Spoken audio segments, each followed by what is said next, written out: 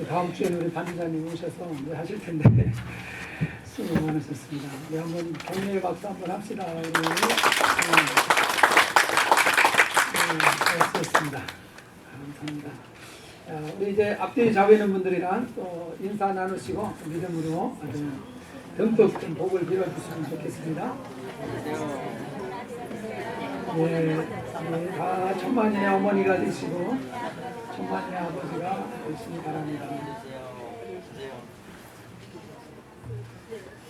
자, 우리 이제 하나님 말씀 보겠습니다. 요한복음 20장 26절에서 29절까지입니다.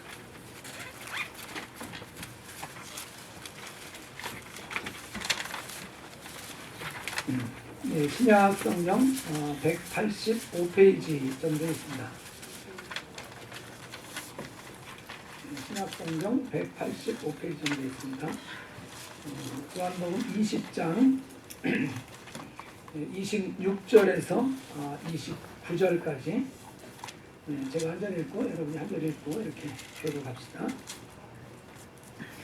여드레를 지나서 제자들이 다시 집 안에 있을 때에 도마도 함께 있고 문들이 닫혔는데 예수께서 오사 가운데 서서 가라사대 너희에게 평강이 있을지어다 하시고 도마에게 이르시되 내 손가락을 이리로 내 손을 보고 내 손을 이리로 내 옆구리에 넣어라. 그리하고 믿음 없는 자가 믿지 말고 믿는 자가 되라. 도마가 대답하여 가로되 나의 주시며 나의 하나님이시니이다. 예수께서 가라사대 너는 나를 얼굴로 믿느냐 오직 나로 믿는 자들은 복되다 하시니라. 아멘. 읽은 말씀에 예수님의 12제자 중에 하나인 도마의 신앙 고백이 나오고 있습니다. 이 도마라는 예수님의 그 제자, 사실 이 도마라는 이 제자는 한국과도 좀 연관이 있다고 이렇게 이제 보는 사람들이 있습니다. 혹시 이 도마 바위라는 거 들어보셨습니까? 도마 바위? 칼 도마 할 때 그 도마 바위죠. 토마스.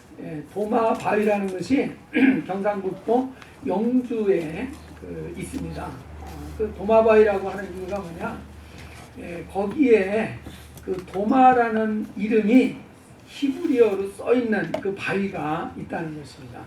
그리고 거기에 하나의 그 부조상이 이렇게 새겨져 있는데 큰 바위 이렇게 새겨져 있는데 저도 가보진 않아서 직접 본 것은 아닙니다. 그 부조상의 모양이 옛날에는 거의가 다 부처상 아닙니까? 부처상. 부처상이 이렇게 새겨져 있어야 되는데 그 부처상하고는 전혀 다른 모습의 그 사람의 모습이 새겨져 있다는 것이요. 그래서 일반적으로 부처상의 그 모습 같은 경우에는 손이 어떻게 되어 있습니까? 주십시오. 근데 이렇게 손이 모아져 있고 그리고 다리는 어떤 모양입니까? 대개 부처상에는 뭐 이렇게 하고 있든지 뭐 해서 다리가 나오지를 않는데 이렇게 서 있고 발가락이 또렷하게 5개가 다 이렇게 나와 있고 그래서 일반 어떤 부처의 어떤 부조상과는 전혀 다른 그런 모양이 새겨져 있다는 것이요. 그러니까 정말 신기하다고 생각이 되는 것은 히브리어가 거기에 새겨져 있다는 것입니다. 그리고 히브리어는 그 도마라는 내용이 히브리어라고 그래요. 근데 이제 어떻게 해서 그런 것이 새겨질 수 있었느냐? 신라 시대 때 이제 김수로 왕이라고 들어보셨죠? 그 김수로 왕 시절에 인도의 그 왕이 이 신라의 김수로 왕을 만나기 위해서 온 적이 있다는 것이에요. 근데 그때 바로 이 도마라는 사도가 동행을 했었다는 것입니다.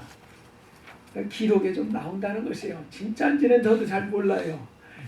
그래서 어쨌든 12사도들 중에 한국과 관련이 있는 사도라고 한다면은 이 도마 사도를 또 들 수도 있습니다.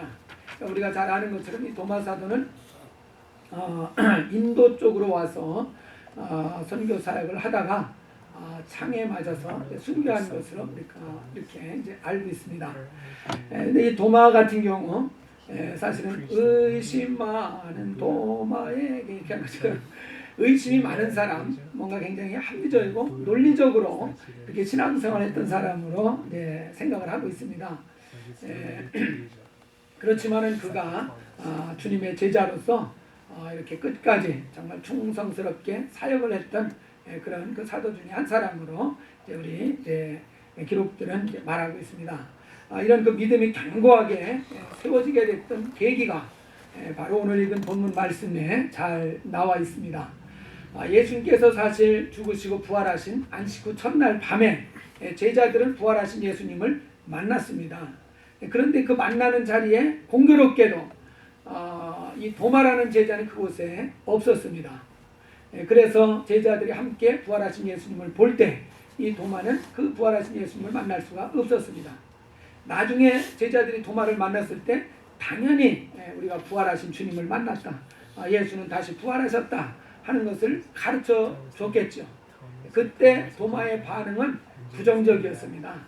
아주 부정적이었어요. 우리가 읽지 않았지만 바로 그 앞절 24절 25절에 그 얘기가 나오고 있습니다. 24절부터 보시면 12제자 중에 하나인 디두모라 하는 도마는 예수 오셨을 때에 함께 있지 아니한지라. 다른 제자들이 그에게 이르되 우리가 주를 보았노라 하니 도마가 가로되 내가 그 손의 못자국을 보며 내 손가락을 그 못자국에 넣으며 내 손을 그 옆구리에 넣어보지 않고는 믿지 아니하겠노라 하니라. 자기가 직접 두 눈으로 보고 자기 손으로 만져보지 않고서는 부활하신 것을 자기가 인정할 수 없다, 그것을 받아들일 수 없다, 이렇게 아주 부정적으로 이제 반응을 보인 것입니다. 사실 12사도들 중에 이제 정말 3년 반 동안을 동고동락 했으니까 믿어줄 수 있지 않습니까? 같이 정말 생사를 할렐루야, 이렇게 가지고 혼납니다. 어느 목사님한테요? 할렐루야. 예. 3년 반 동안 정말 생사고락을 같이 예수님의 제자로서 같이 했으니까 정말 그들이 한 명이 아니라 한 10명의 나머지 제자들이 예수가 다시 살아나셨고 그 살아나신 것을 우리가 눈으로 봤다, 이렇게 얘기하면은 받아들일 만하지 않습니까? 아멘. 여러분 같으면 저는 볼 때 다 받아들였을 것 같아요. 아멘. 그런데 이 도마는 그렇지가 않습니다. 이런 건 볼 때 믿음이라는 거는 아무리 형제지간이라고 해도 부모 자식간이라고 해도 권면한다고 순순하게 받아들이지 못하는 게 믿음인 것 같습니다. 네. 아무리 부부지간이라도 다른 건 다 받아들이고 다른 건 다 정말 이렇게 인정해주고 해줘도 예수 믿자는 얘기는 안 따라옵니다. 그런 거 절감하시는 분이 아마 여기도 계실 겁니다. 뭐든지 다른 부탁은 다 잘 들어주셔서 굉장히 아주 나이스한 남편이고 나이스한 와이프인데 예수 믿자는 거는 그렇게 못 받아들여서 참 어려움을 겪는 경우 분명히 있지 않습니까? 그런 걸 볼 때 정말 10명의 나머지 그 생사고락을 같이 했던 제자들이 한가지 아주 똑같은 목소리로 분명히 우리가 봤다 이렇게 얘기하는데도 도마는 부정적입니다. 내가 내 눈으로 보고 내 손으로 만져보지 않고서는 부활하셨다는 거 나 인정할 수 없다, 아주 단호하게 이제 거부를 했습니다. 그러고 난 뒤 8해가 지났다고 그랬습니다. 그러니까 다시 두 번째 부활하신 이제 이후 두 번째 안식 후 첫날이 이제 된 것입니다. 그때 보면은 제자들이 집안에 다 같이 모여 있었습니다. 그 자리에는 도마도 같이 있었다고 그랬습니다. 그리고 문들을 이렇게 닫아서 잠궈 놓고 그 안에 있었는데 그 자리에 호련히 예수님께서 나타나신 것입니다. 부활하셨기 때문에 시간과 공간을 초월하셔서 이렇게 활동을 하시는 걸 알 수 있죠. 그래서 거기에 나타나셔서 너에게 평강이 있을지어다 하고 평강을 이 평강의 복을 명령해 주시고 그 다음에 바로 도마를 찾아가십니다. 도마를 보시고 내 손가락을 이리 내밀어 내 손을 보고 내 손을 내밀어 내 옆구리에 넣어보라. 그리하고 믿음 없는 자가 되지 말고 믿는 자가 되라.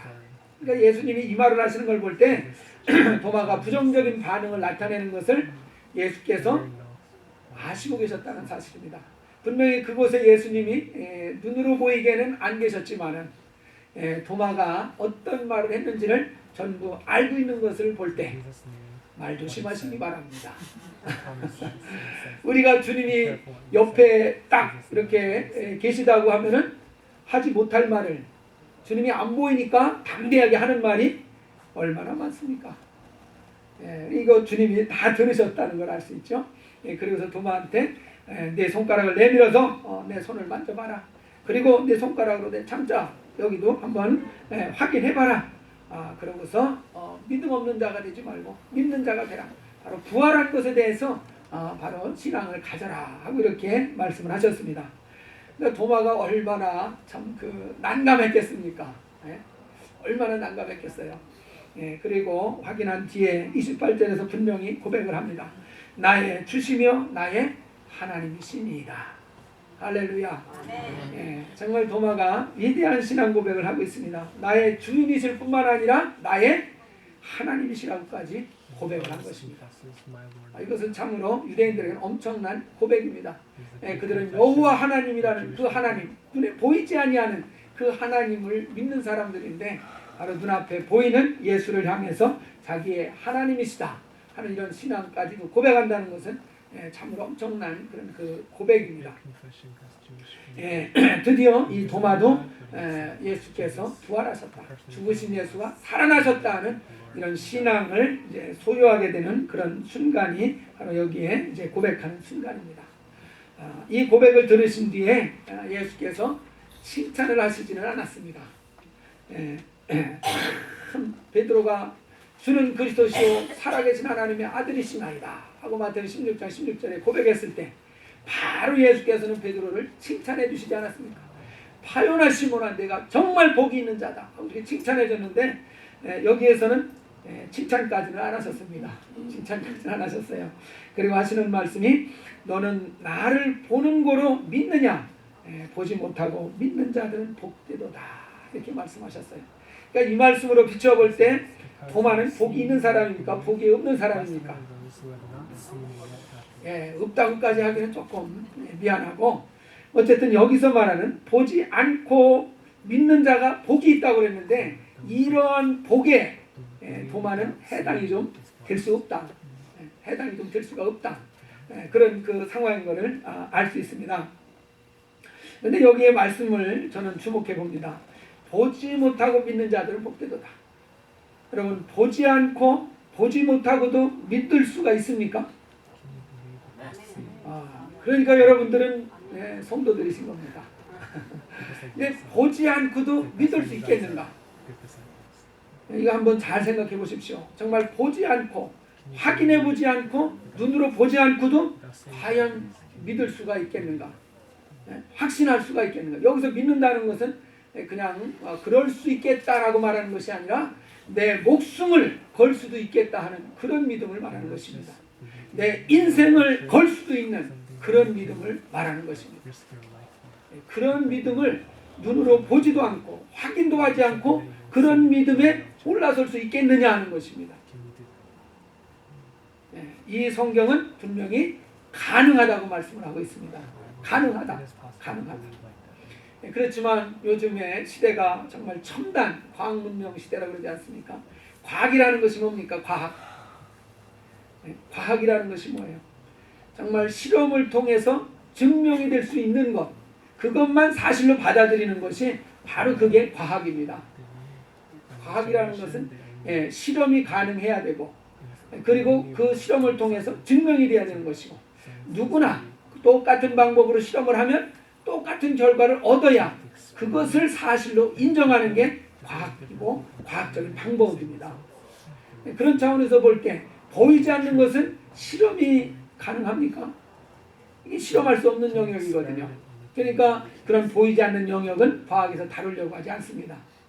다루려고 하지 않는다는 얘기는 다룰 수 없다는 얘기도 되고 그런 영역은 무시한다는 얘기도 그런 의미도 아마 들어있을 것입니다.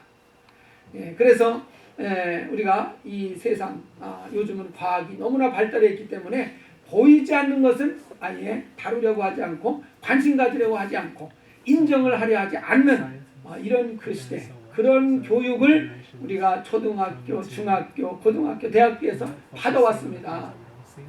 그렇기 때문에 어떻게 보면은 보이지 않는 것을 믿고 그 믿음 위에 자기 인생을 다 걸 수 있는 이런 일이 일어나기는 정말 이전보다 더 어려운 그런 그 사회 속에서 우리가 살고 있는지 모릅니다.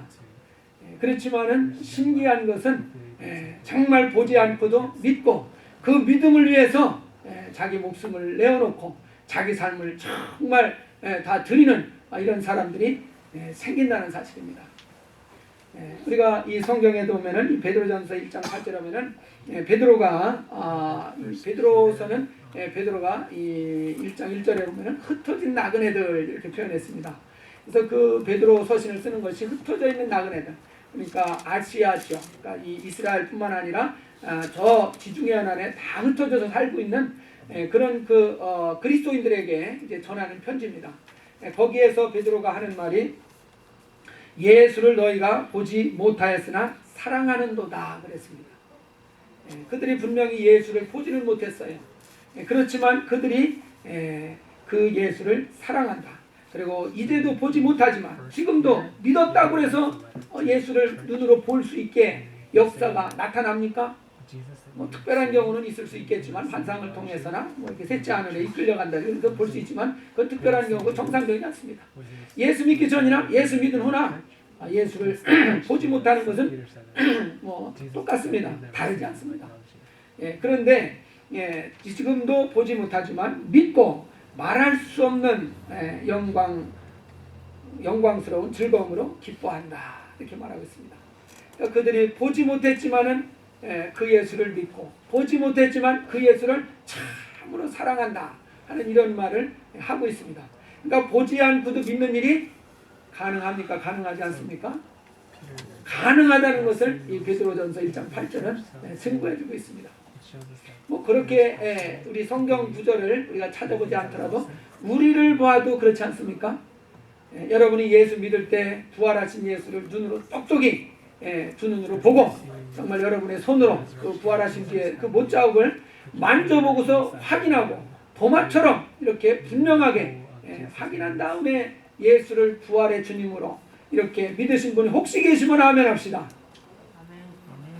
할렐루야. 제 질문이 정확한지 뭐가 이렇게 좀 전달이 안 돼서 아멘 하셨을 수도 있을 것 같아요. 사실 예수를 두 눈으로 보고 못자국을 만져보고 옆구리를 만져보고 예수 믿는 사람, 도마처럼 이렇게 확인하고 예수 믿는 사람은 없을 것 같은데 제 보기에 없을 것 같아요. 아니 도마처럼 여러분 확인하셨어요? 부활하신 주님의 손자국, 못자국, 뭐 장구리 이런 거 보셨습니까? 그래서 지금 믿는 겁니까? 그래서 지금 여기 나와서 예배드리고 있는 겁니까? 아니잖아요. 아니잖아요. 근데 우리 이 귀한 시간 내에서 이렇게 주님 앞에 나와서 예배를 드리지 있지 않습니까? 저 같은 경우도 뭐 실망하실지 모르겠지만 못 봤습니다.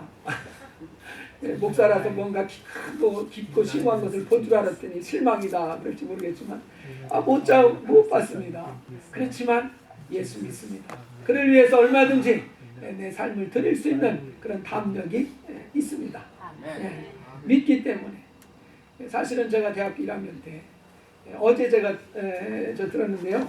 제가 이제 82년도 7월 달에 용인에 있는 수련장에 가서 이렇게 예수를 믿게 됐거든요. 저는 그 전에 그냥 이완용 별장이라고 이렇게 알고 있었는데 이완용 별장을 이제 교회 수련장으로 만들었고 이렇게 하는데 어제 우리 이제 저희 집사람 이모부님 모셨는데요. 말씀하시는 거 보니까 이 송병준이라는 그분도 그분이라고 이렇게 하는 것도 좀 그런 것 같은데 아마 매국노에 아주 또 이완용에 버금가는 그런 사람이었던 것 같아요. 그 사람의 이제 집이었다고 이렇게 말씀을 하시던데요. 거기 가서 제가 이제 변화를 받았는데요. 그때 수련회 갔던 사람 120여 명 됐는데 그 중에 믿는 사람 90명, 안 믿는 사람 한 30명이었거든요. 그래서 처음에 갔을 때는 30명이나 안 믿는 사람이 있으니까 그래도 좀 든든했거든요. 안 믿는 것이 부담이 없었는데 하루 이틀 지나가면서 이 사람들이 그냥 다 그냥 변심을 하는 겁니다. 안 믿는 그 의리를 다 버리고 믿는 쪽으로 자꾸 가는 거예요.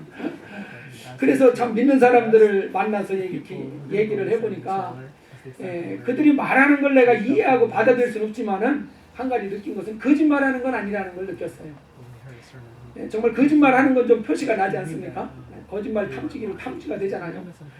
근데 거짓말하는 것 같지는 않아요. 근데 그 말이 이해도 안 되고 받아들일 수가 없는 그런 제 마음도 솔직한 마음이고, 그래가지고 거기에 이제 기도원에 이제 교회가 있는데요.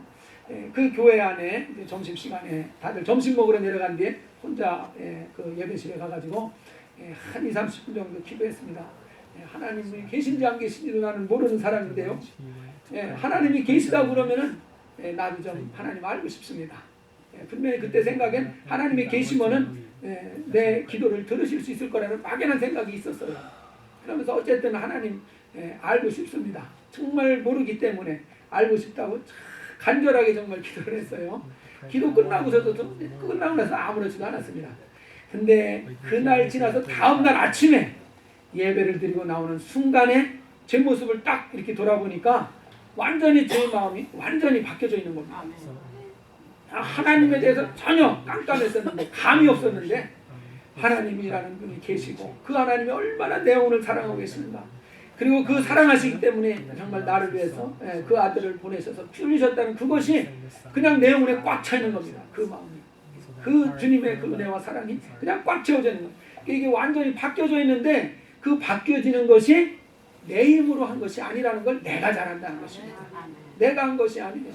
그냥 아침에 예배 드리고 나서 보니까 그런 변화가 내 안에 일어나 있는 것을 발견했을 뿐이에요. 저는 발견했을 뿐이에요. 내 마음이 그렇게 변화가 일어난 거예요. 그것을 발견하는 순간에 입이 이렇게 벌어졌습니다. 너무너무 기쁘고 신나는 거예요. 막. 야, 이거구나. 그러면서 이전에 믿는 사람들이 다 이런 어떤 거듭나는 경험을 가져서 그래서 그렇게 믿으라고 열심히 권면을 했던 거구나. 그거를 비로소 깨달은 것입니다. 비로소 깨달았어요. 그래서 그 뒤로 신앙생활을 시작하게 된 것이죠. 그러니까 저희가 비록 도마처럼 부활하신 주님을 눈으로 보고 손으로 만져보지는 아니했다 할지라도 우리가 신기하게 그 영혼이 변화를 경험을 한 것입니다. 이것이 어떻게 가능합니까? 성경은 말씀해 줍니다. 성령으로 말미암지 않고는 예수를 주시라 고백할 수 없느니라. 바꿔 말하면 성령의 역사를 통해서 예수가 주님이신 것을 깨닫게 되고, 성령의 역사를 통해서 우리 영혼이 완전히 거듭나서 이제 예수의 그 부활하심을 정말 진정으로 우리 영혼으로 받아들일 수 있는 이런 놀라운 변화 역사가 나타난다는 것입니다. 그래서 예수님 당시에 믿던 사람도 사실은 눈으로 보았기 때문에 믿었다기보다는 성령의 감동과 성령의 감화, 성령의 역사를 통해서 그들도 예수를 깨닫고 예수의 그 향한 그 믿음이 그들에게 심어진 줄 믿습니다. 그걸 어떻게 알 수 있느냐? 예수 본 사람들 중에도 안 믿는 사람이 수두룩하게 많습니다. 안 믿는 사람 수두룩하게 많아요. 우리 저 요한복음 조금 앞쪽으로 넘겨보시면요, 12장 쪽으로 한번 넘어가 보시면요, 요한복음 12장 36절 이하를 한번 보겠습니다. 여기 보시면 너희에게 아직 빛이 있을 동안에 빛을 믿으라. 그리하면 빛이 아들이 되리라. 예수께서 이 말씀을 하시고 저희를 떠나가서 숨으시니라. 이렇게 많은 표적을 저희 앞에서 행하셨으나 저를 믿지 아니하더라 그랬습니다. 예수님이 행하시는 표적을 수많은 표적을 그들 앞에서 행하셨지만은 그들이 그 표적을 보았던 사람들이 다 예수를 믿었느냐? 아니라는 것이에요. 많은 사람들이 아마 믿은 사람보다는 믿지 않은 사람이 더 많았을 것입니다. 만약에 보는 것이 믿는 것이다 하면은 이 사람들이 다 믿어야 정상 아닙니까? 보는 것이 믿는 것이다 하면은 봤으면 다들 믿어야 정상 아니에요? 그런데 보는 것이 꼭 그들로 하여금 변화시키게 만들고 믿게 만드는 그런 역할을 다 하지는 않았다는 것입니다. 그러니까 여기서 알 수 있는 것이 뭡니까? 본다고 하는 것이 모든 사람을 다 변화시키는 그런 능력은 아니라는 것입니다. 그러니까 우리를 변화시키는 능력은 보는 것이 있지 않다는 것입니다. 어디에 있는 것입니까? 성령의 감동하심과 감화하심과 성령의 역사하심을 통해서 예수님 당시에도 그들이 믿게 된 것도 성령의 역사지, 그냥 단순히 그저 보았다고 해서 그들의 신앙이 생긴 것은 아니라는 사실입니다. 그 예수님 당시에도 이와 같이 믿게 된 것, 변화를 받는 것은 성령의 역사로 변화를 받은 것입니다. 그리고 동일하게 이 시대에도 동일한 성령께서 우리 가운데 역사하셔서 정말 우리 영혼을 변화시키고 우리 영혼을 거듭나게 하시는 이런 역사를 나타내고 계신 줄 믿습니다. 그래서 우리가 비록 도마처럼 부활하신 주님을 눈으로 보고 손으로 만지지는 못했다 할지라도 예수가 부활하셨다는 것을 믿을 수가 있고 예수가 우리의 주님이시라는 걸 인정할 수가 있고 예수가 우리의 하나님이라는 것을 확실하게 우리가 받아들일 수 있는 역사가 가능한 줄 믿습니다. 정말 이렇게 보지도 않고 그 예수를 시인하고 그분을 믿고 그분을 신앙할 수 있는 이런 사람, 이런 사람을 이 말씀에서는, 본문 말씀에서는 어떤 사람이라고 그랬습니까? 어떤 사람이라고 그랬습니까? 어떤 사람이라고 그랬습니까? 이래가지고 혼난다니까요. 복 있는 사람이다 그랬습니다. 복 있는 사람. 여러분, 예수가 주님이심을 믿으시면 아멘 합시다. 예수가 우리의 하나님이신 걸 믿으시면 아멘 합시다. 이 아멘 하신 분은 전부 다 복을 받은 사람인 줄 믿습니다. 성경이 분명히 말씀하셨어요. 복을 받은 사람이다 말씀하셨어요. 그래서 나는 복이 있는 사람이다. 우리 한번 주먹 쥐고 3번만 고백합시다. 시작. 나는 복이 있는 사람이다. 나는 복이 있는 사람이다. 나는 복이 있는 사람이다. 할렐루야. 그렇게 스스로 진정으로 다 동의하시기를 바랍니다. 하나님이 복이 있다고 하면은 진짜로 복이 있는 사람인 줄 믿습니다. 진짜로 복이 있는 사람. 우리가 정말 예수 알기 전까지는요, 세상에 잘 되는 것만 그게 최고의 복인 줄로 알고 이렇게 그 복을 쫓아다니지 않았습니까? 그런데 우리가 거듭나는 순간에 바로 예수가 나의 주님이시로구나, 그것을 발견하는 순간에 영원한 세상이 있다는 것을 깨달은 거 아닙니까? 저 하나님 나라가 있다는 것을 분명히 알게 된 것이 아닙니까?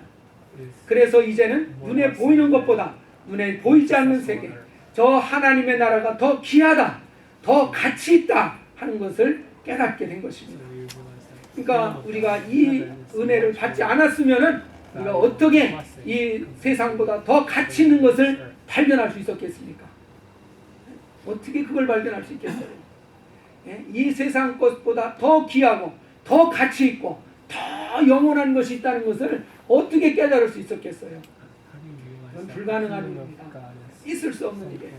근데 우리가 예수를 믿고 은혜 받고 나니까 이 구원을 받고 나니까 하나님 나라가 있구나, 영원한 나라구나, 그 나라가 이 세상의 나라보다 가치 있고 귀한 나라구나 하는 것을 우리가 깨달은 것입니다. 그래서 이제 이 세상에 매이지 않고 이렇게 주의를 구별해서 주님 앞에 나와서 우리가 하나님께 예배하는 이런 신앙생활을 하게 된 줄 믿습니다. 이 세상 것이 더 값어치 있는 것이라고 생각하는 사람은 굳이 예배드리러 나올 필요가 없을 것입니다. 그러나 저 하늘에 있는 것이 더 값어치가 나고 더 귀한 것이고 더 영원한 것이라는 걸 알기 때문에 이렇게 이 세상 것을 구별해서 하나님 앞에 나와서 예배드리는 역사가 우리에게서 나타나게 되는 것입니다. 그래서 이게 분명한 어떤 가치관의 변화가 확 일어나게 된다는 것입니다. 완전히 가치관의 변화가 확 달라지는 것이에요. 그래서 세상 것보다 더 귀한 것이 있구나, 세상 것보다 더 값어치가 나가는 것이 있구나, 이것을 알게 된 것이에요. 그래서 그 가치관이 변화되면서 우리에게서 나타나는 대표적인 모습이 무엇이냐? 이와 같이 나와서 예배를 드리는 것입니다. 예배라는 말이 영어로 worship 아닙니까? worship. worth라는 단어하고 ship이라는 단어가 합쳐졌습니다. worth라는 것은 값어치, 가치, 그런 뜻 아닙니까? 그래서 worship이라는 것은 가치를 부여하는 것이다, 이렇게 많이 설명을 합니다. 가치를 부여하는 것이다. 내가 하나님 앞에 나와서 정말 이 가치를 부여하는 어떤 이런 모습, 그렇기 때문에 가장 귀한 것을 드릴 때 그게 가치 부여가 되는 것 아니겠습니까? 그러니까 예배 때는 가장 귀한 것을 하나님 앞에 드려야 그게 진짜 예배를 잘 드린 사람입니다. 그래서 예배 때마다 여러분 최고 가치 있는 것을 하나님 앞에 드리시기 바랍니다. 그러면 최고의 가치를 부여한 사람이 되는 것이고 최고의 예배를 드리는 사람이 되는 것입니다. 최고 예배를 드리는 것입니다. 근데 저는 이 이민 와서 사시는 분들을 보면서 이게 시험거리가 있다. 이민 오지 않은 사람들은 안 이렇게 느낄 시험거리, 어떤 도전거리가 있다는 것을 봅니다. 무엇이냐? 예배를 드려야 되는데 이 예배를 못 드리게 도전하는 시험거리가 하나가 있다는 것이요. 그것이 뭐냐? 궁금하시죠? 여러분, 한국이 더 중요합니까? 천국이 더 중요합니까? 천국이요. 분명히 합시다. 한국이 더 중요해요? 천국이 더 중요해요? 그럼 한국 갈 때 예배를 초월해야 되겠어요? 예배를 초월하지 말아야 되겠어요? 이 정도만 얘기해도 눈치 빠른 사람 다 알아들어요. 근데 못 알아들은 분이 계신 것 같아. 저희 이제 집사람 같은 경우도요, 지난해 가는데, 그 일주일 갔다 오는 거 아니까 일주일. 그러니 금요일 날 근무가 저녁 5시 끝나잖아요. 그럼 금요일 날 밤중에 비행기부터 하면은 무려 이틀을 더 갔다 올 수가 있어요. 일주일 가는 데 있어서 이틀이면 얼마나 큰 겁니까? 그런데 주일날 뭐를 해야 돼요? 예배를 드려야 돼요. 그러니 이걸 어떻게 합니까? 금요일 저녁에 갑니까? 주일 저녁에 갑니까? 이게 고민이라. 그러니까 이민 와서 사시는 분들은 이게 참 어려운 결정. 그 바쁘고 힘든 중에 참 예배를 드려야 됩니다. 그렇지만 최고의 가치를 부여하는 것이 예배다. 최고 귀한 것을 하나님께 드리는 것이 예배다 하는 것을 분명하게 우리가 정말 믿음으로 가지고 있다면은 그 답은 분명히 나올 줄 믿습니다. 그래서 우리가 이 예배를 드리는 것이 이게 가치관이 변화된 사람의 가장 두드러진 그런 그 특징이라는 것입니다. 가장 두드러진 그 특징. 죄송합니다. 이게 또 이제 얘기가 이제 저기 있는데 지난 주일날 저녁 때 제가 영화를 한 편 봤습니다. 국제신앙이라는 영화 아주 유행이라서 저도 한번 봤는데요. 굉장히 잘 만들어졌어요, 진짜. 감동적이에요. 저도 좀 눈물이 나고 막 그랬는데, 근데 그거를 쭉 보면서 한 가지 느낀 게